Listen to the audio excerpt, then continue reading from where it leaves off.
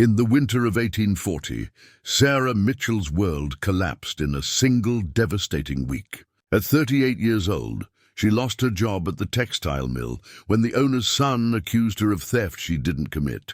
Then her landlord evicted her and her 2 children from their small rented room above the bakery. With her husband dead 3 years from consumption and no family willing to take in a disgraced woman, Sarah found herself walking through frozen woods with her daughter Emma, 16, and son Thomas, 14, carrying everything they owned in 2 worn carpet bags. The coin purse hidden in her skirt held barely enough for a week's bread. But Sarah had heard whispers in town about an abandoned hunting cabin deep in Thornwood Forest, and desperate mothers don't question gifts, even ones wrapped in rumors and fear. What the villagers didn't tell her, what they perhaps didn't fully believe themselves, was that the cabin hadn't been abandoned at all. For 300 years, it had been home to Julian Blackthorne, a vampire cursed to immortality after watching his own family burn in a fire he couldn't stop. He'd chosen isolation over the monster he'd become,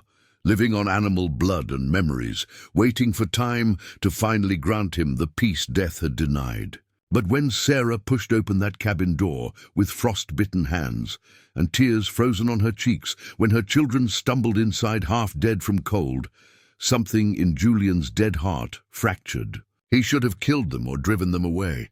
Instead, he hid in the shadows and watched this broken family fight to survive in his home. And for the first time in 3 centuries, he felt something he thought he'd lost forever, the possibility of redemption. What neither Sarah nor Julian knew was that their meeting wasn't an accident, that the forces which brought them together would demand a price neither expected, and that the love growing between a mortal woman and an immortal monster would either save them both or destroy everything they'd come to cherish. The door shouldn't have opened so easily. That was Sarah Mitchell's first thought as the cabin's wooden entrance swung inward with barely a push, revealing darkness that seemed to breathe. Behind her, Emma clutched Thomas's hand so tightly the boy winced. But he didn't pull away, because fear makes children forget their pride, and the forest at their backs felt more dangerous than whatever waited inside. Sarah's second thought was simpler, more desperate. Shelter means survival, and questions are luxuries for people who aren't watching their children's lips turn blue. She stepped across the threshold and immediately knew someone had been here recently.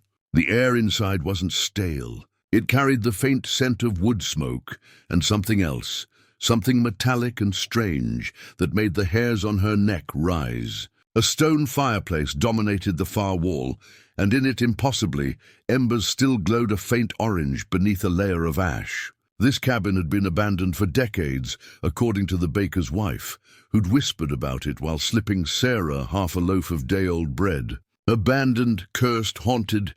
Take your pick of words that all meant the same thing. Stay away. But the embers were real and warm, and Sarah's daughter was shaking so hard her teeth chattered like winter branches. So Sarah did what desperate mothers have always done throughout history. She lied to herself about the danger and called it hope. "Thomas, gather wood from that pile by the door," she said, her voice steadier than her hands. "Emma, help me clear this table."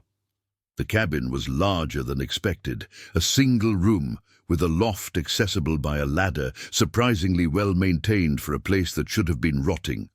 The furniture looked handmade but quality, a table with 4 chairs, a bed frame in the corner with a mattress that appeared intact, shelves lined with dust-covered jars and books. Sarah moved to the fireplace and knelt before it, blowing gently on the embers. They responded immediately, flaring brighter, and she felt a surge of gratitude so intense it brought tears. She fed small twigs into the growing flame, then larger pieces, and within minutes, heat began pushing back the cold that had settled into her bones during their 3-hour walk through the forest. Thomas dragged an armful of wood inside, his thin face gaunt with exhaustion. At 14, he was trying so hard to be the man of the family, to fill his father's shoes that had never fit right even when his father was alive. "Mama, look," he said, nodding toward the shelves. "Those jars have food in them. Preserves, I think, and dried meat. Sarah's stomach clenched with hunger and suspicion in equal measure. Food meant someone lived here or visited regularly, which meant they were trespassing, which meant they could be thrown out into the night. But Emma had already moved to the shelves, her seamstress fingers carefully lifting a jar to examine its contents. "Strawberry preserves," she whispered, wonder in her voice. "Mama, when did we last have strawberries?" 3 years ago at her father's funeral, when the church ladies brought food, Sarah was too grief-stricken to taste. She remembered Emma eating strawberries that day, the red juice on her daughter's chin. How wrong it seemed that sweetness could exist in the same world as her husband's coffin. "We can't take what isn't ours," Sarah said automatically, though her conviction wavered when Thomas's stomach growled so loudly it echoed in the cabin.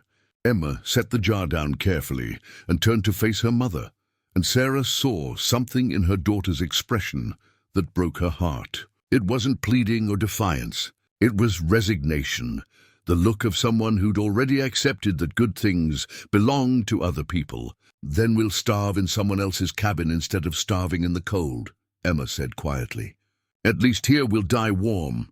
The words hung in the air like an accusation, and Sarah felt the weight of every decision that had led them to this moment. Trusting her employer's son when he'd asked her to deliver a package, not knowing it contained the mill owner's silver watch. Not fighting harder when they called her a thief, because fighting required money for lawyers, and poor women's words meant nothing against rich men's accusations. Believing that somehow, somewhere, there would be mercy for a widow with 2 children. "We're not going to die," Sarah said firmly, standing and squaring her shoulders in a way that made her children straighten their spines instinctively. "We're going to survive this winter, and come spring, we'll find work in another town where no one knows us. But tonight, we need food and rest. We'll take 1 jar of preserves, a small portion of the dried meat, and we'll ration it carefully. If someone owns this cabin and returns, I'll work to repay them. I'll clean, cook, mend, whatever they need. But we're not dying, and we're not giving up. Do you understand?" Thomas nodded first, relief flooding his face. Emma took longer, but finally she nodded too, and Sarah saw her daughter file this moment away in the place where she kept all the other times her mother had made promises that might break them. They ate carefully, sparingly, each bite of preserved strawberries, tasting like summer and memory. The dried meat was venison, rich and salty, and Sarah allowed them each 3 small pieces. It wasn't enough to fill their stomachs, but it was enough to quiet the desperate edge of hunger. As they ate, Sarah explored the cabin more thoroughly, her curiosity growing with each discovery. The books on the shelves were old, but cared for. Leather-bound volumes in languages she recognized, and some she didn't. One was in English, poetry by someone named Byron, and when she opened it, she found handwritten notes in the margins, observations about mortality and time that seemed almost angry in their intensity. The bed's mattress was stuffed with fresh straw, the linens folded at its foot clean and ready for use. In a trunk beneath the window, she found men's clothing from another era, fine fabrics, but styles she'd only seen in paintings of her grandmother's time. And everywhere that same strange scent, metallic and cold, like winter air mixed with something ancient. "Someone lives here," Thomas said, voicing what they all knew. "Someone who might return at any moment." Sarah nodded slowly, making a decision that felt both reckless and inevitable. "Then we'll be the best guests they've ever had. We'll keep the cabin clean, maintain the fire, be respectful of their belongings. And we'll hope that whoever they are, they have more mercy than the people in town." What Sarah didn't know, what she couldn't know, was that the cabin's owner stood in the loft above them at that very moment, invisible in shadows that bent to his will like loyal servants.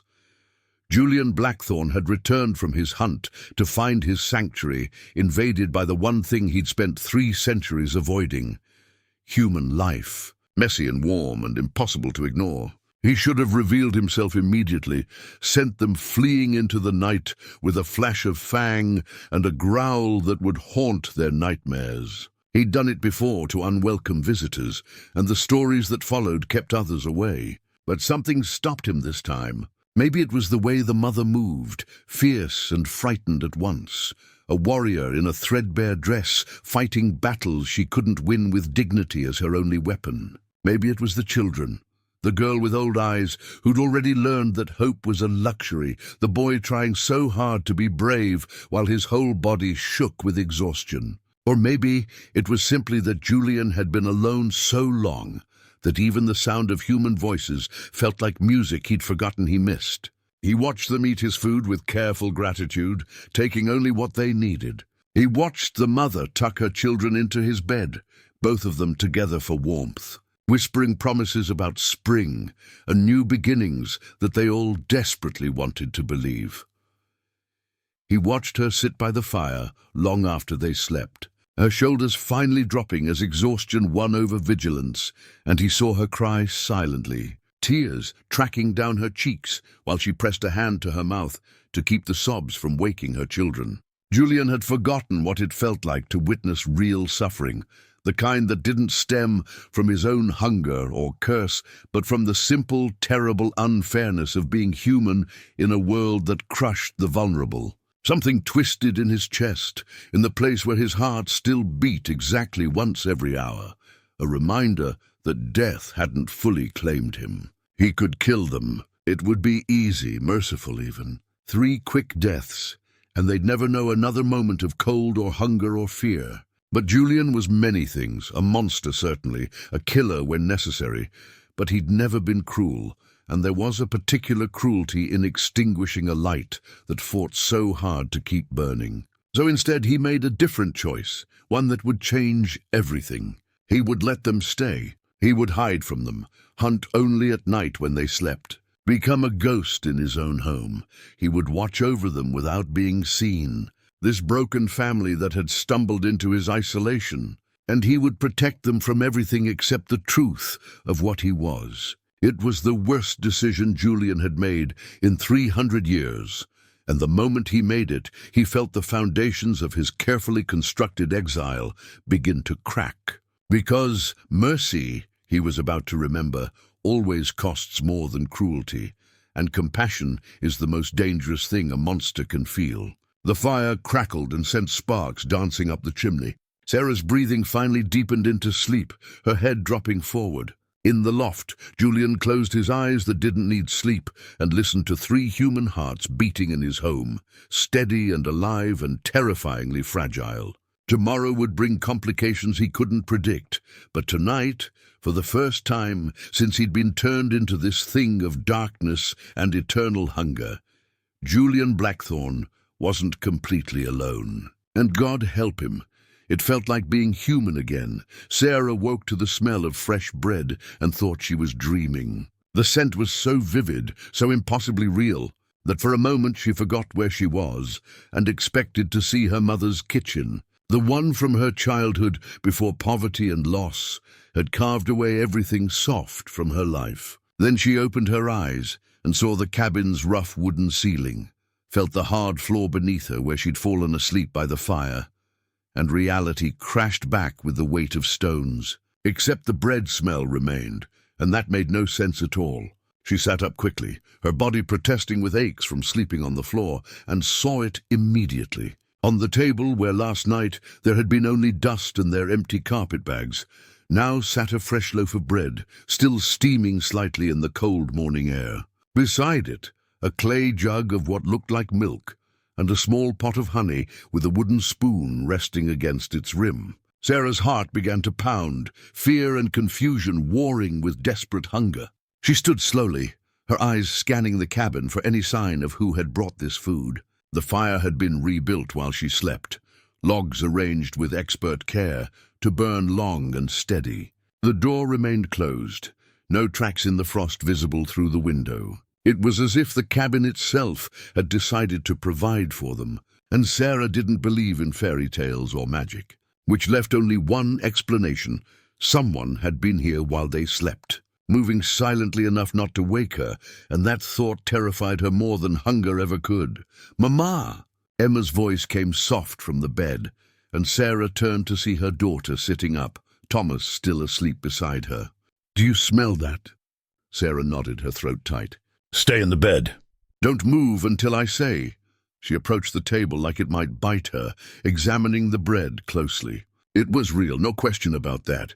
The crust had been scored in a professional pattern, the kind bakers made, and when she touched it, warmth seeped into her fingertips. The milk in the jug was fresh. She could see it hadn't separated or soured. The honey gleamed gold in the weak morning light filtering through the cabin's single window. This was a gift or a trap, and Sarah had learned the hard way that sometimes those were the same thing. "Someone was here," Emma said unnecessarily, climbing out of bed with the careful movements of someone who'd gone to sleep hungry and woken up the same way. "Someone who wants us to know they were here." That was the part that made Sarah's stomach twist with anxiety. If someone wanted them gone, they would have woken them, shouted, threatened. This silent generosity felt more ominous than violence because she couldn't understand its purpose. No one gave without expecting something in return, and what could a destitute widow and her children possibly offer? "Maybe they're kind," Thomas said, finally stirring, his voice heavy with hope that made him sound younger than 14. "Maybe they don't mind us being here." Sarah wanted to believe that.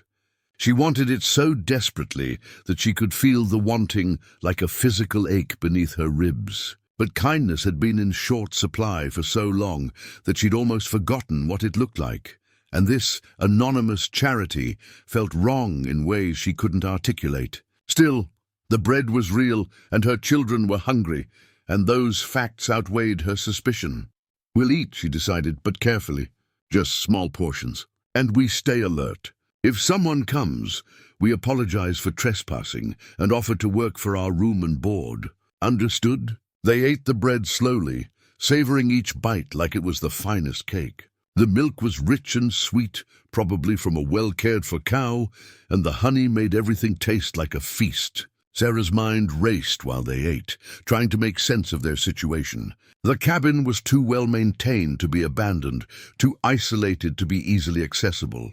Whoever owned it clearly visited regularly, kept it stocked and cared for. But why let strangers stay? Why feed them without making demands? After breakfast, Sarah insisted they clean the cabin thoroughly. If they were going to accept this mysterious charity, they would earn it however they could. Emma swept the floors with a broom they found in the corner.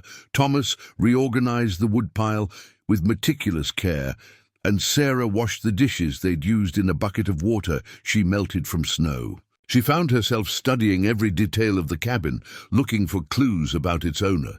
The books suggested education. The quality of the furniture suggested wealth, or at least comfortable means, and the isolation suggested someone who valued privacy above convenience. But it was the small things that puzzled her most. The candles on the shelf were unused, their wicks pristine white. The oil lamp had no oil in it. If someone lived here, how did they see at night? She was examining a particularly beautiful hand-carved wooden box on the mantel when she heard it. A sound from above, from the loft, so quiet she almost missed it. A creak of wood, the whisper of fabric moving. Sarah's blood turned to ice. Someone was up there, had been up there the entire time, watching them sleep, watching them eat, listening to every word they'd spoken. Her first instinct was to grab her children and run, but where would they go? Back into the forest to freeze? To town where they'd be arrested for vagrancy? "Emma, Thomas," she said quietly, her voice somehow steady, despite the fear coursing through her veins. "Come stand behind me." They obeyed immediately, sensing the shift in her tone, and Sarah looked up at the loft, at the darkness that seemed thicker than it should be, even in the cabin's dim interior. "I know you're there," she said, addressing the shadows. "I know you've been here all along. If you mean us harm, we can't stop you. We have nothing to steal and no strength to fight. But if you have even a shred of mercy, please, just let us know what you want from us." The silence stretched so long, Sarah began to think she'd imagined the sound. Then a voice came from the darkness, male and low, with an accent she couldn't quite place, old-fashioned and refined. "I want nothing from you." The words should have been reassuring, but the voice carried a quality that made her skin prickle, something not quite human in its tone. as if the speaker had forgotten how people were supposed to sound. "Then why let us stay?" Sarah demanded, pulling her children closer. "Why feed us? What game is this?" Another long pause, and Sarah heard something in the silence that surprised her. Hesitation. Whatever this man was, wherever he hid in the shadows, he seemed as uncertain about this situation as she was. "No game," the voice finally said. "I saw you arrive last night. I saw your children, half frozen, starving. I could have sent you away, but I didn't, that's all. There's no deeper purpose." Sarah's mind raced, trying to understand. "You live here? This is your cabin?" A soft sound that might have been laughter, bitter and brief. "I exist here. Living is perhaps too generous a word." The phrasing was strange, unsettling, but Sarah forced herself to focus on practicalities. "Then we're trespassing. We'll leave immediately. I apologize for the intrusion." She started to turn, to gather their meager belongings, but the voice stopped her with a single word. "No!" It echoed in the cabin with surprising force, and Sarah heard something desperate underneath the command. "Don't leave, not yet. The winter is brutal, and your children won't survive another night in the forest. Stay, use the cabin." "I won't bother you," Thomas spoke up, his voice cracking with adolescent uncertainty. "But where will you stay? If we're in your home?" The longest pause yet, and when the voice returned, it carried a sadness so profound that Sarah felt it in her bones. "I don't need space the way you do. I'll manage. You won't even know I'm here," Sarah wanted to argue, to demand proper answers and normal explanations, but she looked at her children's faces, at Emma's hollowed cheeks and Thomas's too thin frame, and practicality won over pride. "Then we'll stay," she said slowly. "But we'll earn our keep. We'll maintain the cabin, gather wood, keep everything clean. We're not beggars or thieves. We work for what we receive."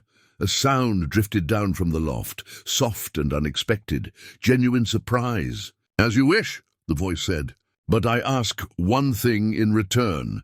Sarah tensed, waiting for the demand she'd known was coming, the price that would reveal the trap. "What?" The answer came quietly, almost vulnerable. "Don't try to see me. Don't come up to the loft. Let me remain unseen. It's better that way for everyone." The request was strange enough to deepen Sarah's unease, but it also suggested something she hadn't expected. Shame. This man, whoever he was, didn't want to be seen, and there were only so many reasons someone hid from view. Disfigurement, perhaps, disease, or something darker she didn't want to consider. "Agreed," she said finally. "We'll respect your privacy if you respect ours." She thought she heard relief in the brief response. "Thank you."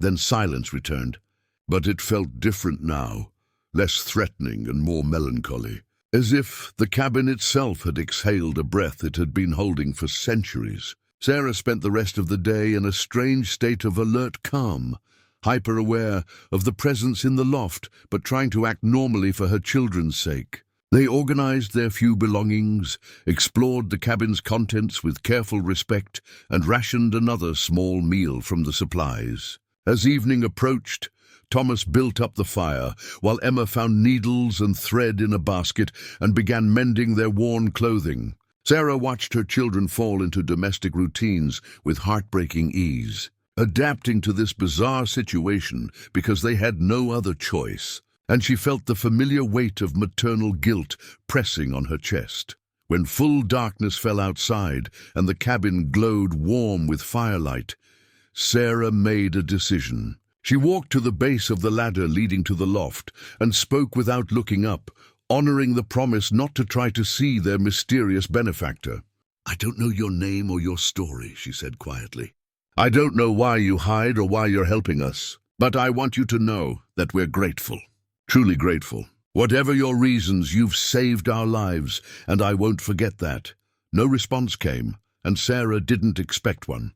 She returned to the fire where her children waited, and they prepared for their second night in the cabin. This time, Sarah let Emma and Thomas take the bed, while she made a pallet near the hearth from blankets they found in the trunk. As she lay down and watched the fire's dancing shadows on the ceiling, she thought about the voice from the loft, about the loneliness she'd heard beneath his words. about what kind of man would give everything and ask only to remain unseen.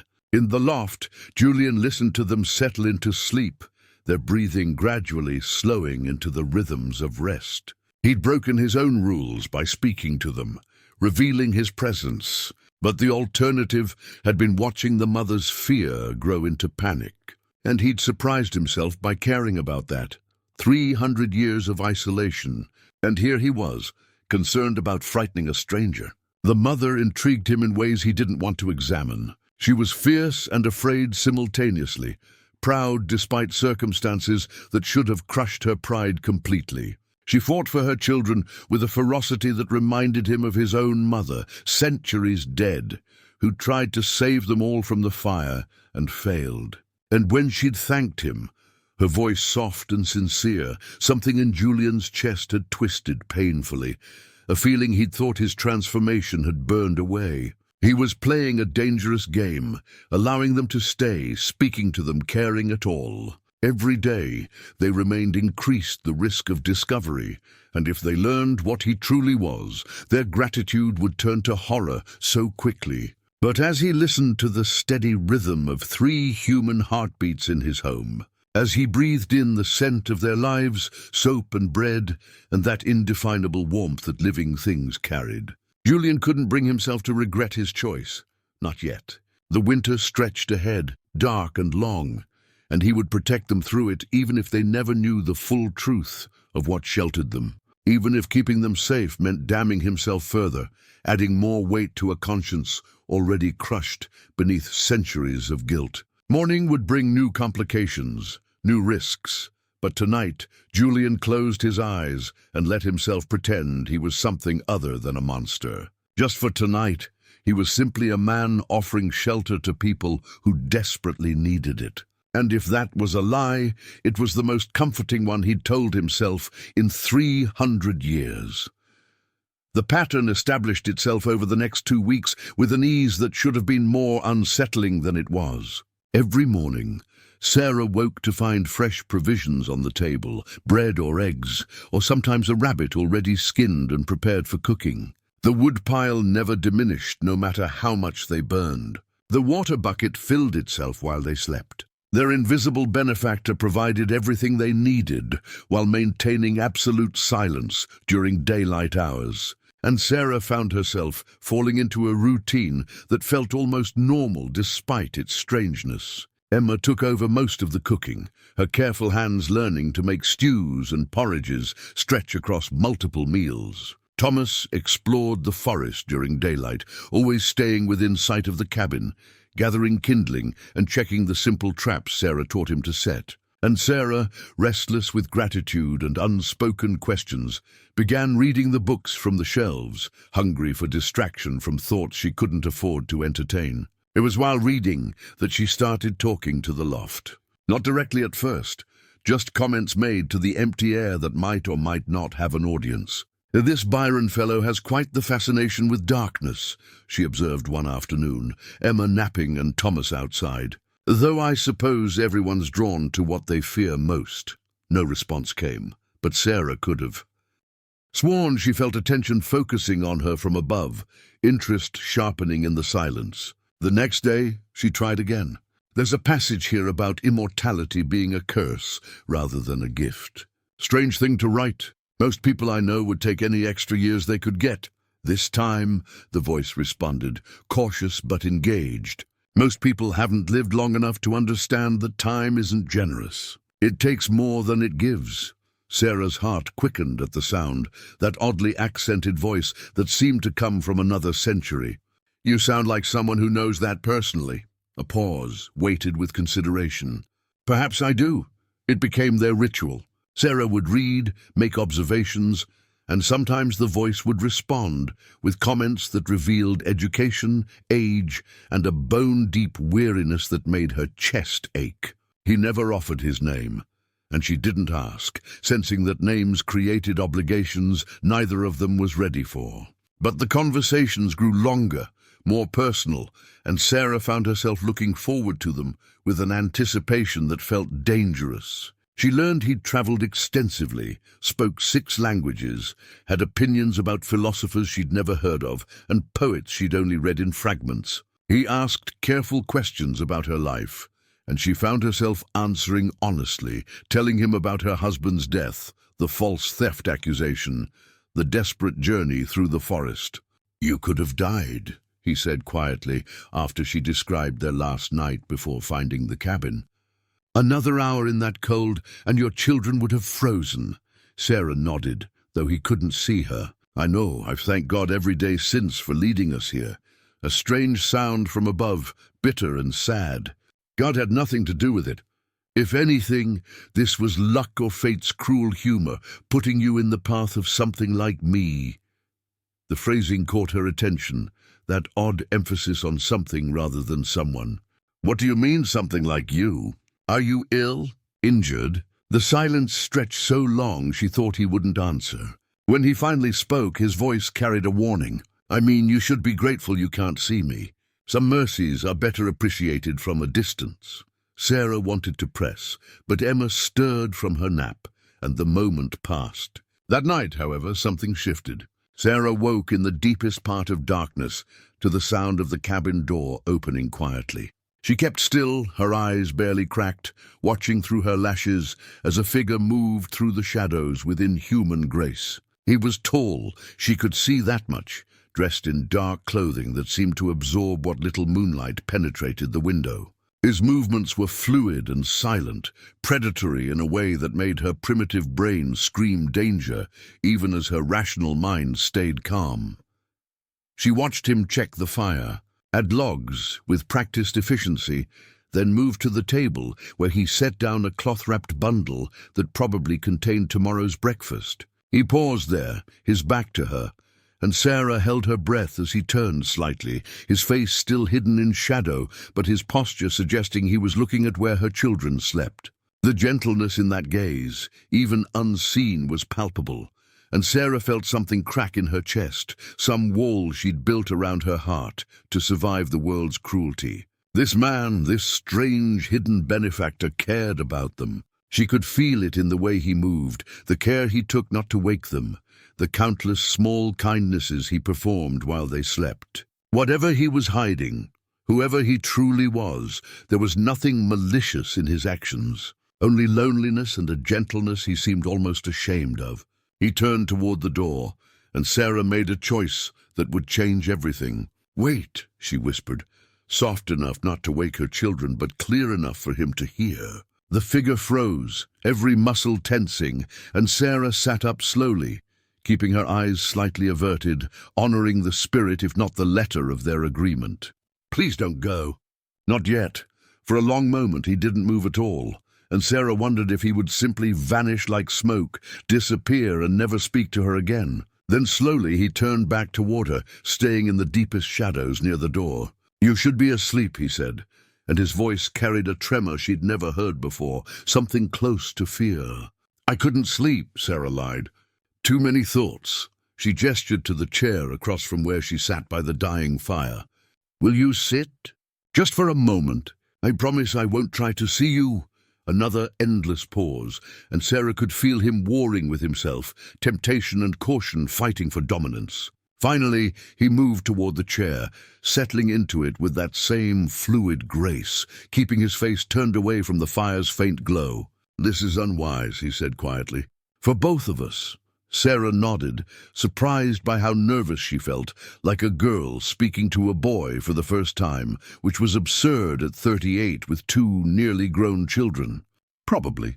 But I'm tired of wise decisions. They haven't served me particularly well." A sound that might have been a laugh, dry and brief. "Wisdom is overrated. I've been wise for longer than you can imagine, and it's only made me lonely." The admission hung between them, vulnerable and raw, and Sarah felt her throat tighten with unexpected emotion. "Loneliness is a terrible thing," she said softly. "I've been lonely too, even surrounded by my children." "It's possible to be lonely while loving people desperately." "That might be the worst kind." She heard him shift in the chair, heard fabric rustle, and sensed his attention completely focused on her in a way that made her skin warm. "You loved your husband. It wasn't a question, but Sarah answered anyway. I did. Not the wild, passionate love from stories, but something steadier, comfortable. He was a good man, and I miss him, but... She trailed off, surprised by what she'd been about to say. But what? His voice was gentle, encouraging, and Sarah found herself speaking truths she'd never admitted even to herself. But I don't know if I was ever truly seen by him. He loved the wife I was supposed to be, the role I filled. I'm not sure he ever knew the woman underneath all that. Does that make me ungrateful? He's dead, and here I am questioning whether he really knew me. The response came quickly, fierce with conviction. It makes you human. We all want to be known, truly known, stripped of all the masks and roles and expectations. To be seen completely and still found worthy of love. That's not ungrateful. That's just honest. Sarah felt tears prick her eyes, this stranger's words unlocking something she'd kept carefully contained. Have you ever had that? Been truly known by someone? The question seemed to physically pain him. She heard his sharp intake of breath, saw his shoulders tense. Once, he said finally, his voice barely above a whisper. A very long time ago, before I became what I am now, before everything changed. Sarah wanted to ask what he meant, what had changed him, what he was hiding. But she sensed the fragility of this moment, how easily it could shatter if she pushed too hard. So instead, she offered something of herself. I'm glad you spoke to me. These past weeks, talking with you, it's been the first time in years I've felt like Sarah instead of just mama or widow or beggar. You don't see the roles, you just hear me. Thank you for that. She heard him stand abruptly, agitation in every movement. You shouldn't thank me. You don't know what you're thanking. Sarah stood too, careful to keep her eyes averted, even though every instinct screamed to look at him, to put a face to the voice that had become so important. Then tell me. Trust me with the truth. The word he spoke was barely audible, broken and desperate. I can't. Then he was moving toward the door, that inhuman speed carrying him across the cabin in a heartbeat, and Sarah called out without thinking. At least tell me your name, please. Just that much. He paused at the threshold, his back to her, silhouetted against the moonlight beyond. For so long she thought he wouldn't answer that. When his voice finally came, it startled her. Julian, my name is Julian Blackthorne. Then he was gone, the door closing silently behind him. And Sarah stood in the darkness, with her heart pounding, and a name that sounded like it belonged in history books, not spoken by a living man. Julian Blackthorne. She whispered it to herself, tasting the syllables, and felt something shift in her chest, something she hadn't felt since she was a girl, believing in romance and fairy tales. It terrified her.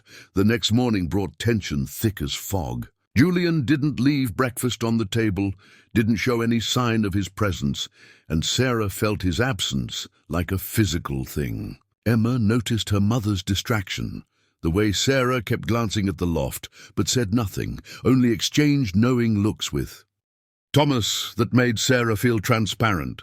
3 days passed in silence, and Sarah realized with growing panic that she'd driven him away, pushed too hard, demanded too much. She'd ruined the fragile balance they'd found, and now they'd lose this sanctuary because she couldn't leave well enough alone. On the 4th night, she lay awake deliberately, waiting and hoping.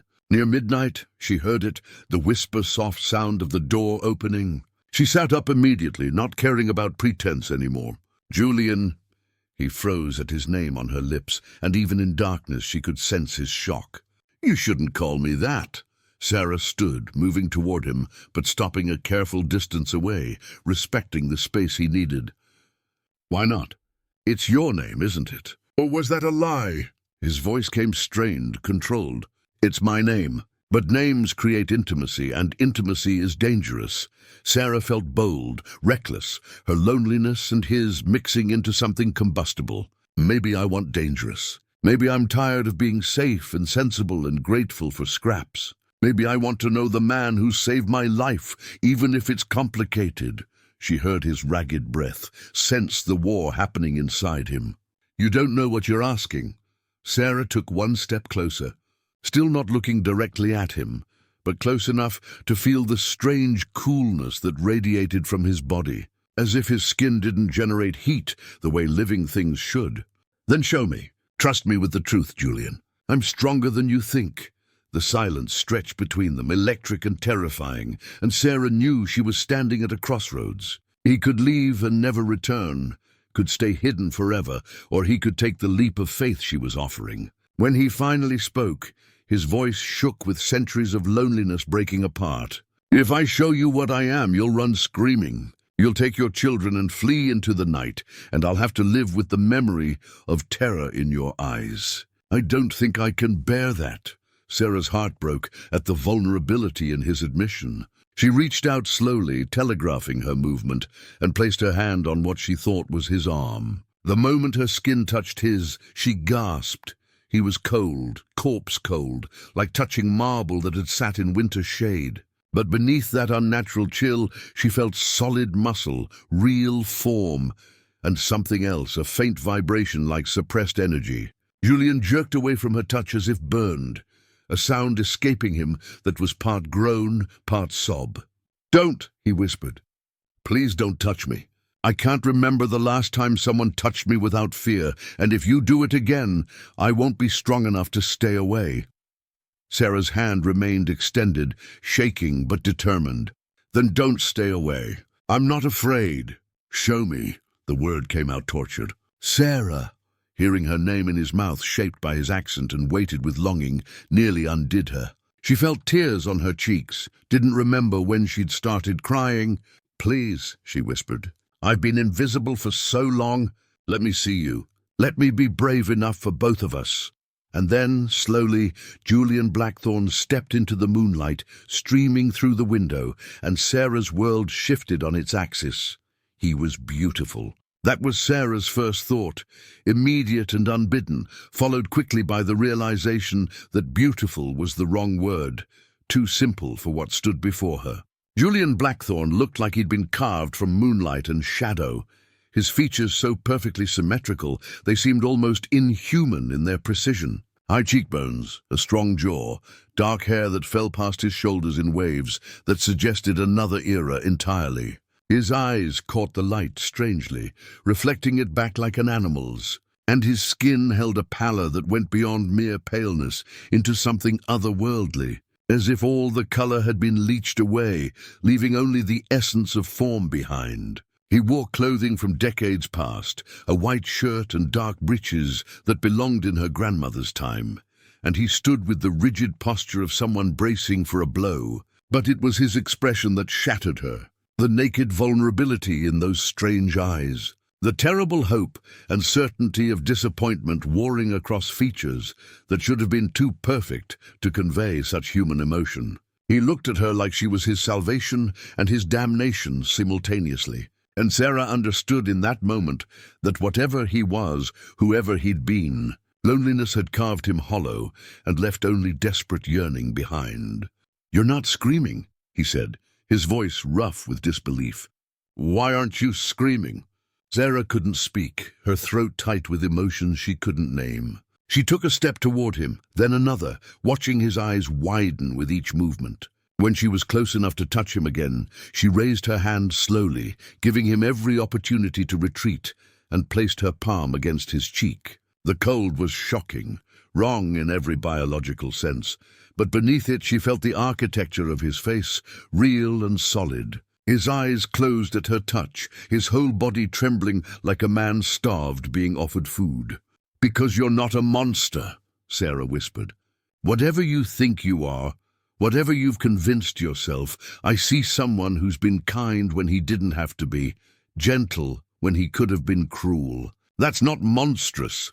Julian's hand came up to cover hers, holding it against his face with desperate pressure, and Sarah felt the wrongness of him more acutely now. No pulse beat in his wrist, no warmth generated from his skin. He was animated and conscious, but missing the fundamental signs of life, and that should have terrified her, should have sent her running. Instead, she felt only overwhelming sadness for what he must have endured. "You don't know what I've done," Julian said, opening his eyes to meet hers, and she saw centuries of guilt reflected there. The things I've done to survive, the lives I've taken. If you knew the truth, you wouldn't touch me like this. You'd understand that some kindnesses are worse than cruelty, because they make monsters believe they're still capable of redemption. Sarah kept her hand steady on his face, refusing to let him retreat into self-loathing. Then tell me everything, and let me decide for myself what you are. He pulled away from her touch, turning to pace the small cabin like a caged thing, agitation making his movements sharp and inhuman. Sarah saw it now. The way he moved too quickly, too smoothly, saw how he avoided the moonlight instinctively, as if old habits died hard, even when he chose to reveal himself. "I died in 1540, he said abruptly, the words tumbling out like a confession held too long. "I was 28 years old, a physician in a small village, and I had a wife named Catherine and 2 children, Anne and Michael. There was a fire, a terrible fire that swept through our home while I was away tending to a patient. By the time I returned, they were already dead, and I ran into that burning building like a madman, thinking I could still save them." His voice broke, 300 years of grief still raw as an open wound. "I found them in what remained of the children's room, Catherine covering their bodies with her own, all 3 of them burned beyond recognition. I was kneeling there, holding what was left of my family, when the roof collapsed. I should have died then. God knows I wanted to. But something else had other plans." Sarah sank into a chair, her legs suddenly weak, listening to a story that should have been impossible. "A creature found me in the ruins, a vampire, though I didn't know that word then. I was burned, dying, incoherent with pain and loss. It bit me, drained me almost to death, then forced its blood down my throat.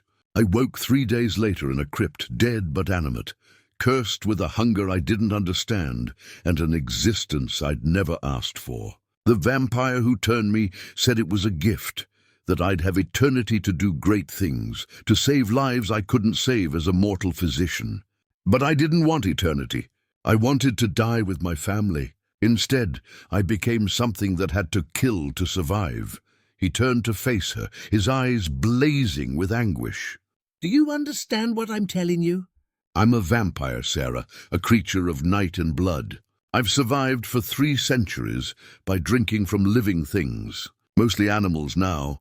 I gave up hunting humans 200 years ago, after I looked into the eyes of a girl I'd killed and saw my daughter's face. But I'm still damned, still a monster wearing human skin. And you should be running from me, not looking at me like I'm something worthy of compassion." The words hung in the air between them, impossible and absolute. Vampire. The stories Sarah had heard whispered in childhood. Tales used to frighten children into obedience. Suddenly given flesh and standing before her with tortured eyes, and 300 years of isolation etched into every line of his too. Perfect face. She should have been terrified, should have grabbed her children and fled into the night. But instead, Sarah felt a strange calm settling over her, as if some part of her had already known, had recognized the wrongness of him and decided it didn't matter. "You haven't hurt us," she said quietly. "In all these weeks you could have killed us 100 times, fed on us, treated us as prey. But you didn't. You fed us instead, kept us warm, gave us shelter. Those aren't the actions of a monster, Julian. Those are the actions of a man who's desperately trying to hold on to his humanity despite what's been done to him." Julian laughed, bitter and broken. "Humanity. I lost that the moment my heart stopped beating. I exist, Sarah, but I don't live. I watch centuries pass, and everyone I've ever cared about crumble to dust while I remain unchanged. I'm a ghost, haunting my own existence, and the only thing I've managed to perfect in 300 years is loneliness." Sarah stood and crossed to him. Brave or foolish, she didn't know which anymore. She placed both hands on his chest, feeling the terrible absence there. No heartbeat, no rise and fall of breath, just cold stillness. "Your heart doesn't beat," she said, "but you still feel. You still care. You've been protecting us, providing for us, and tonight you trusted me with the truth, even though you were terrified I'd reject you. That's not a ghost, Julian. That's someone desperately trying to connect, to matter to someone. to be seen as something other than a monster. His hands came up to grip her wrists, not roughly but firmly, and she felt the trembling in his fingers. "Why aren't you afraid? Why aren't you disgusted? I've killed Sarah. I've done terrible things, and I'll carry that guilt until the sun finally burns me to ash, or someone drives a stake through this silent heart. How can you stand here touching me when you know what I am?" Sarah looked up at him, this beautiful broken creature who'd given her family everything when he owed them nothing, and felt something slot into place in her chest, something she'd thought died with her husband. "Because I see you," she said simply. "Not the monster you've convinced yourself you are, but the man who reads poetry and makes perfect bread and watches over strangers while they sleep. The man who's been alone so long he's forgotten that redemption isn't about erasing the past, it's about choosing differently in the present. You've been choosing differently, Julian. Every day you let us stay, every kindness you've shown, that's redemption." Tears appeared in Julian's eyes, impossible and real, sliding down his cold cheeks like prayers. "I don't deserve your understanding," he whispered. "I don't deserve any of this, your trust, your kindness. The way you're looking at me now, like I'm still worth something." Sarah reached up and wiped his tears away with her thumbs, marveling that a vampire could cry, that something supposedly soulless could feel this deeply. Maybe none of us deserve the grace we're given. Maybe that's what makes it grace. Then she did something that surprised them both. She pulled him down and kissed him gently, her warm lips against his cold ones, bridging the gap between life and death with affection neither of them had expected to feel again. Julian froze for a heartbeat, then kissed her back with 3 centuries of loneliness and longing, his arms wrapping around her carefully, as if she were made of glass and might shatter at any moment. The kiss was strange and perfect, cold where there should have been heat, still where there should have been breath, but underneath all the wrongness was rightness. 2 lonely souls finding recognition in each other. When they finally pulled apart, both trembling, Sarah rested her forehead against his chest, where his heart should have beat, and felt him cradle her head with devastating gentleness. "This is madness," Julian whispered into her hair. "I'm dead, cursed, damned. We have no future, no possibility of normalcy. I can give you nothing but complications and danger. You deserve someone living, someone who can age with you, give you warmth instead of cold, grow old while you grow old." Sarah tightened her arms around him, feeling the solid reality of him despite all the impossibilities. "I've had normal, Julian. I had a husband who was warm and living and appropriate, and I buried him in a grave I still can't afford a proper stone for. Normal didn't save me from losing everything. Normal got me accused of crimes I didn't commit and thrown into the cold with my children to die. So forgive me if I'm not particularly impressed by normal anymore." She pulled back to look up at him, seeing wonder dawning in his ancient eyes. "You make me feel seen, truly seen, for the first time in my life. You make me feel like Sarah instead of just a collection of roles and responsibilities. That's worth more than warmth or normalcy or any of the supposedly right choices that led me to sleeping on cabin floors and rationing bread for my children." Julian cupped her face in his cold hands, searching her expression for doubt or fear and finding only steady determination. "If we do this, if we allow this connection between us, it will be complicated beyond measure. Your children will eventually realize what I am. People in town might start asking questions. And I'm still cursed, Sarah, still dependent on blood to survive, still vulnerable to sun and silver and all the things that can kill what shouldn't be alive in the first place." Sarah smiled, her first genuine smile in longer than she could remember. "My life was already impossibly complicated. At least this complication comes with someone who actually sees me." She kissed him again, brief and sweet, and felt him sigh against her mouth, a sound of surrender and relief. They stood there in the quiet cabin, holding each other while moonlight painted everything silver. And for the first time in 3 centuries, Julian Blackthorne allowed himself to believe that perhaps monsters could find grace after all. Outside, winter wind whispered through the trees, and somewhere in the darkness an owl called to its mate, and the world continued turning as it always had. indifferent to the impossibilities blooming in a forgotten cabin in Thornwood Forest. Sarah knew there would be challenges ahead, questions from her children, complications she couldn't yet imagine. But tonight, wrapped in the arms of a dead man who felt more alive than anyone she'd ever known, she allowed herself to simply feel hope, that dangerous and precious thing she'd thought lost forever. Julian held her like she was the answer to prayers he'd stopped speaking centuries ago, and together they stood in the space between life and death, between damnation and redemption, and chose to believe that love could exist even there, especially there, in the places where hope should have died but somehow, impossibly, continued to bloom. The next morning brought a reckoning Sarah hadn't fully prepared for. She woke to find Emma standing over her, arms crossed, an expression on her 16-year-old face that was far too knowing for comfort. Thomas sat at the table, pretending to whittle a piece of wood, but watching his mother with the same careful attention. Sarah sat up slowly, pushing hair from her face, and knew immediately that pretending nothing had changed would be an insult to children who'd survived too much to be treated like fools. "You were talking to someone last night," Emma said without preamble. "We heard voices.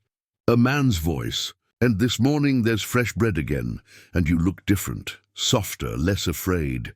She paused, then added with devastating directness, "Who is he, Mama? Who's been living here with us all along?" Sarah stood, smoothing her skirt, buying time to choose words carefully. She'd known this conversation was inevitable, but knowing didn't make it easier. "His name is Julian Blackthorne. This is his cabin. He's been allowing us to stay here, providing for us." Thomas spoke up, his young voice steady. "Why hasn't he shown himself before? Why hide?" The truth sat on Sarah's tongue, impossible and necessary. She thought of Julian upstairs in the loft, probably listening to every word, waiting to see if she'd betray his trust or protect his secret. But she'd learned something important in the past weeks, something about the cost of lies and the strength required for honesty. "Because he's different," Sarah said carefully, "and he was afraid you'd be frightened of him. But he's not dangerous, not to us. He's been kinder to us than anyone in town ever was. And he's saved our lives." Emma's eyes narrowed, with the sharp intelligence that would have made her a formidable woman if the world had been kinder to poor girls. Different how? Sarah met her daughter's gaze steadily. "That's his story to tell if he chooses. But I need you both to trust me. I know it's asking a lot. I know I've already asked too much of you both this winter. But Julian is not our enemy. He's lonely and isolated, and he's accusations. They'd been living in borrowed time, and now the hourglass was empty. "We have to leave," Sarah said, her voice steady despite the terror coursing through her. "Pack everything. We'll go deeper into the forest, find another shelter." Julian shook his head, frustration and determination warring in his expression. "Running won't work. They'll track you, and you can't survive in the deep woods without proper supplies. Your children will freeze." Emma spoke up, her practical mind cutting through the panic. "What if we hide? There's the root cellar beneath the cabin. If they search, they might not find it." Julian crossed to her, placing gentle hands on her shoulders. "And if they stay for hours, days? You can't hide indefinitely, and I can't protect you during daylight if they come armed with torches and suspicion." The weight of their situation pressed down like physical force. They'd been so careful, so quiet, and still the world had found them. Sarah felt rage building beneath her fear, fury at a universe that gave with one hand and snatched away with the other, that offered a moment of peace before demanding payment in full. "Then what do we do?" she demanded, looking at Julian with desperation. "Tell me what we do, because I can't lose this. I can't lose you, lose what we've built here.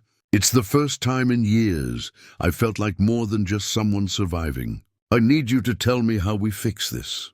Julian's expression softened with such tenderness it made her chest ache. He crossed to her and cupped her face in his cold hands, his thumbs brushing her cheekbones. "Sarah, my brave, fierce Sarah, you've given me something I thought I'd never have again. Purpose, connection, the possibility of mattering to someone. But I won't let my existence destroy the life you're trying to build for your children. The words chilled her more than his touch ever had. "What are you saying?" He smiled sadly, 300 years of loneliness accepting one more sacrifice. "I'm saying that I'll leave. I'll make sure those hunters find evidence that I've been here alone, that you stumbled upon an empty cabin, and I'm the trespasser. I'll lead them away from you, make them forget about the widow and her children, and you can stay here until spring, when it's safe to travel." Sarah jerked back from his touch, anger flashing hot. "No, absolutely not. You're not sacrificing yourself for us. We'll figure something else out." Julian's jaw set with stubborn determination. "There is nothing else. If they find us together, they'll have questions neither of us can answer safely. But if I disappear, and you're just innocent travelers who found shelter, they'll have no reason to investigate further." Thomas stepped forward, his young voice cracking with emotion. "You can't leave. Your family now. We don't abandon family." Emma nodded, tears streaming down her face. "There has to be another way. We'll fight if we have to, we'll lie, we'll do whatever it takes, but you're not leaving." Julian looked at each of them with such profound love that Sarah felt her heart breaking in real time. "This is why I have to go. Because you are family, and family protects each other even when it costs everything. I've been selfish keeping you here, letting myself pretend we could have forever when I've always known that forever is my curse, not yours." The cabin door burst open with a crash that made them all jump, and 3 men stood in the threshold, with rifles raised and suspicion etched in every line of their faces. The lead hunter, a burly man with a thick beard, looked from the children to Sarah to Julian with growing confusion and hostility. "Well now," he said slowly, his accent thick with rural vowels, "seems we got ourselves a situation here. Woman and children living with a strange man in an abandoned cabin. That don't seem proper, does it?" Sarah's mind raced, searching for explanations that wouldn't condemn them all. But before she could speak, Julian stepped forward with preternatural grace that made all 3 men flinch and raise their weapons higher. "This is my cabin," Julian said, his voice carrying an authority that spoke of old wealth and older power. "These people are my guests seeking shelter from the winter. There's no impropriety here, merely charity extended to those in need." The lead hunter's eyes narrowed, studying Julian with obvious suspicion. "You look familiar. Something about you. And you're pale as death cold too, I'd wager. There's stories about this cabin, about things that ain't natural. About a Blackthorne curse." Julian went very still, and Sarah saw the moment he realized these men knew more than they'd assumed, that old legends had survived centuries and poisoned the present. "Stories are just stories," Julian said carefully. "I'm simply a man who values privacy." The hunter spat on the cabin floor, his contempt obvious. "Don't think so. Think you're something else entirely. Think maybe we should bring the magistrate, let proper authorities sort out what's happening here. Woman with children living with a man who ain't her husband, cabin that's supposed to be haunted. Whole thing stinks of witchcraft and sin." Emma gasped, and Thomas moved protectively closer to his sister. Sarah felt the walls closing in, saw their fragile peace shattering like glass, and knew with terrible certainty that they were out of time and options. Julian's hand found hers, squeezing gently, and when she looked up at him, she saw goodbye written in his ancient eyes. "No," she whispered, knowing what he was about to do and unable to stop it. "Julian, please."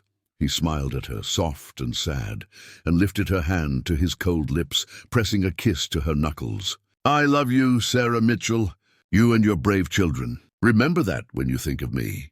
Remember that a monster learned to be human again because of you." Then he turned to the hunters, and his form seemed to shift, to become something other, his eyes flashing with predatory light and his voice dropping to a growl that vibrated with inhuman power. "Run!" The single word carried such primal terror that the hunters stumbled backward, their rifles forgotten as instinct screamed at them to flee.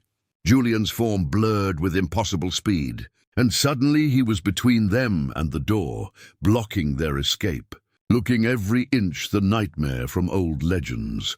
"I am Julian Blackthorne," he said, his voice echoing with centuries of rage and power he'd kept carefully contained. "I am the creature your grandmothers warned you about, the monster that haunts these woods.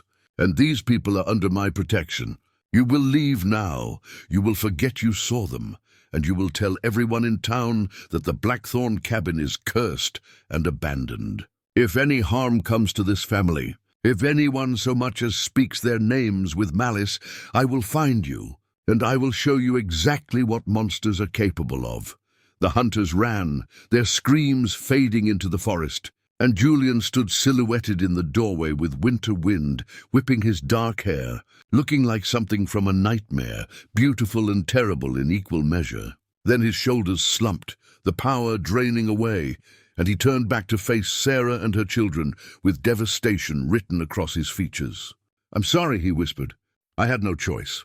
But now they know. They'll come back with more men, with fire and weapons. You have to leave, have to run as far as you can before they return." Sarah crossed to him, ignoring the children's protests, and pulled him into her arms. "Then we run together, all of us. We find somewhere new, somewhere safe, and we start over." Julian held her desperately, his cold body trembling. "I'll only bring you danger. Everywhere I go, death follows. I should disappear, let you build a life without me haunting you." Sarah pulled back and gripped his face, forcing him to meet her eyes. "You listen to me, Julian Blackthorne. I've had a life without you, and it was cold and empty and full of despair. I'd rather have danger with you than safety without you. We're stronger together, all of us, and we don't leave family behind. That's not who we are." Emma and Thomas flanked their mother, forming a united front, and together they faced Julian with determination that wouldn't be denied. "We leave together," Emma said firmly. "Or we don't leave at all." Thomas nodded, his young face set with resolve beyond his years. "Family doesn't abandon family. You taught us that." Julian looked at them, this impossible family that loved him despite what he was, and something in his chest that hadn't beat in 3 centuries seemed to crack open with emotion too large for a dead heart to contain. "You'll regret this," he said, but his arms wrapped around all of them, pulling them close. "You'll regret tying yourselves to something cursed and damned." Sarah pressed her face against his chest and whispered, "The only thing I'd regret is not fighting for this, for us. So stop arguing and help us pack. We have a new life to begin." Outside, winter wind howled through the trees like a warning, and in the distance they could hear voices rising, people gathering, torches being lit. Their sanctuary was ending, their peace shattered. But as they worked together to gather what they could carry, as they prepared to flee into unknown darkness, with only each other for certainty, none of them felt afraid. They had each other, this strange, broken, beautiful family, and that would have to be enough. It would be enough, Sarah promised herself, even as her heart broke for the cabin that had sheltered them, for the brief moment of happiness that had felt like forever. They would survive because that's what they did, what they'd always done. They would find a way together. They ran through the night, Julian carrying their belongings with supernatural strength, while Sarah and the children struggled through snow and darkness. Behind them, torches flickered like angry stars, voices shouting about demons and witchcraft, the mob mentality that had destroyed so many innocent lives throughout history now focused on them. Julian led them deeper into the forest than Sarah had ever been, to places where the trees grew so thick that moonlight barely penetrated, where the cold bit with sharper teeth and every shadow seemed to hold threat. Emma stumbled, and Julian caught her without breaking stride, his strength the only thing keeping them ahead of their pursuers. But Sarah could see the toll it was taking on him, the way his movements became slightly less fluid as dawn approached, his greatest weakness coming with the light. They needed shelter before sunrise, or Julian would be helpless, and their family would be torn apart. "There," Julian said, pointing to an outcropping of rocks that formed a natural cave, half hidden by fallen trees and winter brush. "It's not much, but it will shield us from the sun and hide us from searchers." They scrambled inside, the space barely large enough for all 4 of them, cold seeping up from stone that had never known warmth. Thomas and Emma huddled together, their breath misting in the frigid air, exhaustion and fear written across their young faces. Sarah pulled them close, trying to share body heat, while Julian stood at the cave's entrance, watching the forest for signs of pursuit. The mob's voices grew louder, closer, and Sarah's heart hammered against her ribs as torchlight began to filter through the trees. They were searching systematically, spreading out, and it was only a matter of time before someone checked the cave. Julian turned to face them, and Sarah saw resignation in his ancient eyes, the look of someone who'd always known this moment would come. "I'm going to lead them away," he said quietly. "When they follow me, you take the children and head north. There's a settlement about 2 days' walk, a place where Quakers live. They don't ask questions, they help those in need. Tell them you're a widow seeking work. They'll take you in." Sarah stood, fury and terror mixing into something fierce. "I told you we don't abandon family. That hasn't changed just because we're in a cave instead of a cabin." Julian crossed to her, pulling her into his arms one last time, and Sarah felt the trembling in his body, fear and love warring for dominance. "Sarah, my darling Sarah, if I stay, we all die. If I go, you have a chance. Your children have a future. That's worth any sacrifice." He kissed her forehead, her cheeks, finally her lips, pouring centuries of loneliness and weeks of love into the gesture. When he pulled back, tears tracked down both their faces. "I love you," Sarah whispered, her voice breaking. "I love you more than I thought possible. Don't leave us. Please don't leave us." Julian cupped her face, memorizing every detail as if he could carry it with him into whatever came next. "I love you too. I love all of you, more than I've loved anything in 300 years. That's why I have to do this." He turned to Emma and Thomas, who were crying openly now, and knelt before them.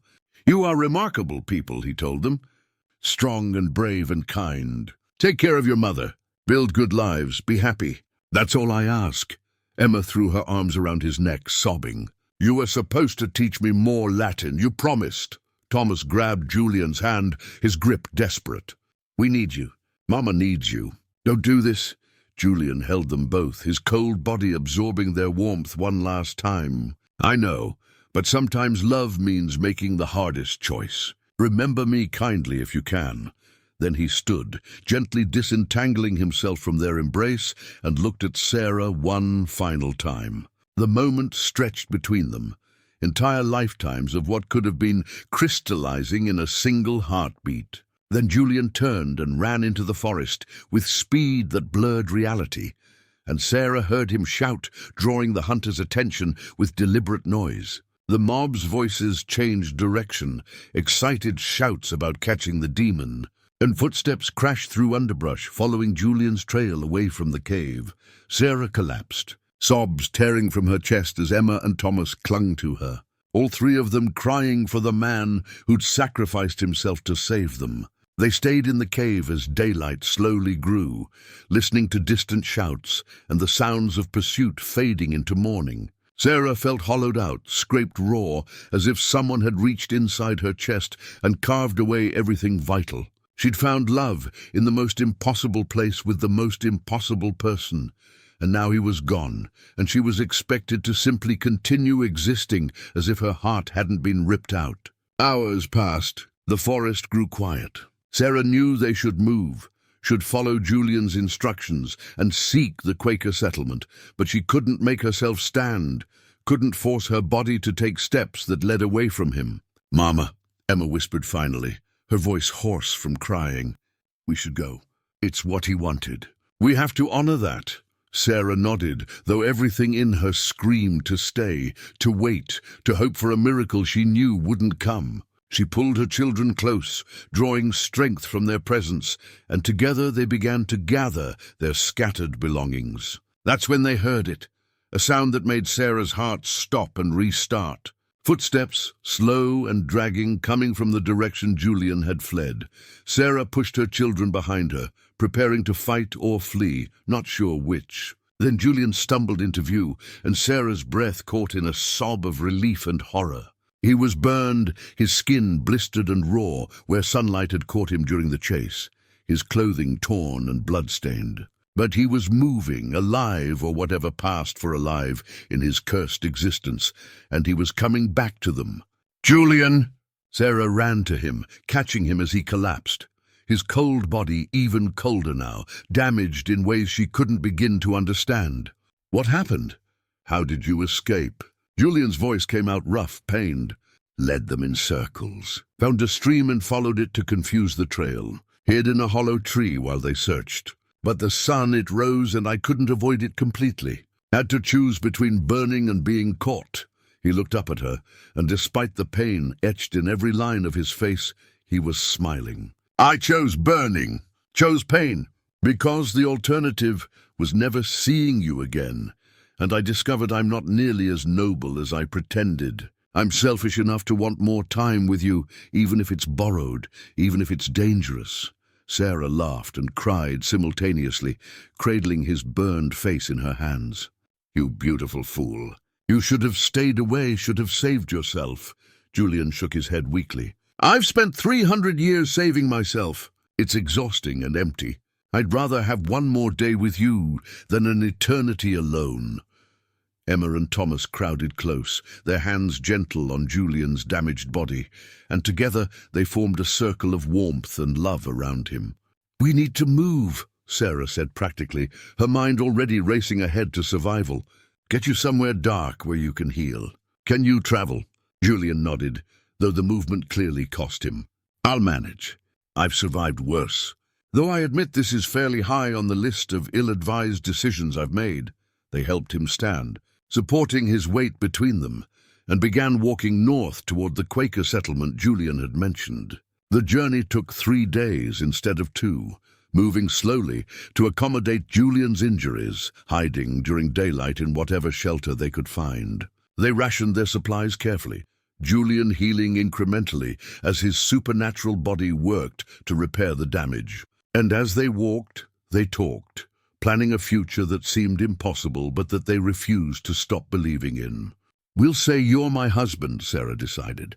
"A merchant who travels frequently for business, which explains your odd hours and need for privacy. Emma and Thomas will tell anyone who asks that you married their mother after their father died." Julian squeezed her hand, his grip growing stronger each day. "A merchant husband who's inexplicably cold to the touch and never eats in public." "That won't raise any questions at all," Emma laughed, the sound rusty but genuine. "We'll say you have a rare condition. People will gossip, but Quakers are kind. They'll help us if we work hard and cause no trouble." Thomas nodded eagerly. "And I can apprentice somewhere, learn a trade. Emma can sew. Mama can cook or clean. We'll make it work. We always do." Sarah looked at her children, at Julian healing slowly at her side, and felt something shift in her chest. Not hope exactly, that felt too fragile, too easily broken. Something stronger. Determination. The absolute certainty that they would survive this because they had each other, because love was worth fighting for, even when the world said it was impossible. They reached the Quaker settlement on a grey afternoon, snow falling softly, and were greeted with the cautious kindness Julian had promised. Sarah told their prepared story, a widow and her children, with a new husband seeking work and shelter, and the community elder studied them with shrewd eyes that missed nothing, but chose to see only what mattered. "Thee are welcome here," he said simply. "We ask only honesty in work and kindness to thy neighbours. Can thee provide that?" Sarah met his gaze steadily. "We can, and we will." They were given a small cottage at the settlement's edge, humble but warm, with room enough for all of them and windows that Julian could cover during daylight. The months that followed weren't easy. Questions arose that they had to carefully navigate. Julian's oddities explained away with patient repetition until people stopped asking. But slowly, impossibly, they built a life. Thomas apprenticed with the settlement's blacksmith, his quick mind and strong hands making him valuable. Emma found work as a seamstress, her delicate stitching sought after by families throughout the community. Sarah took in laundry and helped in the communal kitchen, her competence earning respect and friendship. And Julian, during his nighttime hours, began secretly treating the sick, his 300-year-old physician's knowledge saving lives, while he maintained the fiction of being merely a traveling merchant. They were happy, or as happy as people living with secrets could be, stolen moments of normalcy between the constant vigilance of hiding what Julian was. But it was theirs, this life, built from nothing and held together with determination and love. 5 years passed. Emma married a kind Quaker man who worked as a carpenter and gave Sarah her first grandchild, a daughter with Emma's clever eyes. Thomas grew into a strong young man, his laughter filling their cottage with life. And Sarah and Julian loved each other with the fierce devotion of people who knew how precious and fragile happiness could be. Then, on a spring evening when dogwood blooms scented the air and the world felt impossibly gentle, Julian found Sarah in their garden, hands covered in soil from planting vegetables. He knelt beside her, his body no longer burned, his strength restored, but his expression carrying a sorrow she recognized. "You're thinking about time again," Sarah said quietly, not looking up from her planting. "About how I'm aging and you're not." Julian took her hand, dirt and all, and pressed it to his chest where his heart should have beat. "You're 43 now. I see silver in your hair, lines around your eyes. You're becoming even more beautiful, and I'm exactly as I was when we met. In another 20 years, I'll look like I could be your son. In 40, your grandson. People will question. The truth will become impossible to hide." Sarah finally looked at him, seeing the pain in his ancient eyes, the guilt of loving someone whose mortality was written in every passing season. "I know. I've thought about it too. Every gray hair, every ache in my joints. It's a reminder that our time is limited." She paused, choosing her words carefully. "But Julian, I'd rather have 20 real years with you than a false eternity with someone else. However much time we're given, it's enough. It has to be enough." Julian's composure broke, and he pulled her into his arms, holding her as if he could stop time through sheer force of will. "I don't want to lose you. I've lost everyone I've ever loved, watched them crumble to dust while I remained unchanged. I don't think I can survive losing you too." Sarah held him tightly. This man who'd saved her life and given her purpose, who'd loved her children as his own and built a family from impossibility. "Then don't think about losing me. Think about having me now, in this moment. That's all anyone gets, Julian, mortal or immortal. Just this moment, and then the next, and then the next. We'll face the future when it comes." They stayed in the garden as evening deepened, holding each other while the world turned and time marched forward with its inexorable indifference. Around them, life continued. Emma's laughter drifting from the cottage where she played with her daughter, Thomas's voice calling out a greeting to neighbors passing by. And in that moment, surrounded by the life they'd built together, Julian and Sarah chose to simply be grateful for what they had, instead of mourning what they'd lose. Because love, real love, was always worth the inevitable heartbreak, and the years they'd shared had given them both something precious. Proof that even the most broken people could find grace, that even the most impossible love could bloom. And that family was something you built through choice and courage, rather than blood and obligation. The sun set, painting the sky in shades of gold and rose, and Julian whispered against Sarah's hair, "Thank you for seeing me, for loving me, for giving me a reason to believe that monsters can find redemption." Sarah smiled through her tears and whispered back, "Thank you for saving us, for staying, for proving that love can exist in the darkest places and that hope is never truly lost." They sat together in their garden as stars emerged overhead. A vampire and the woman he loved, a family built from desperation and faith. And they held on to each other and the moment and the certainty that whatever came next, they would face it together. And that would be enough, would always be enough, because love made all things, even impossible things, worth enduring.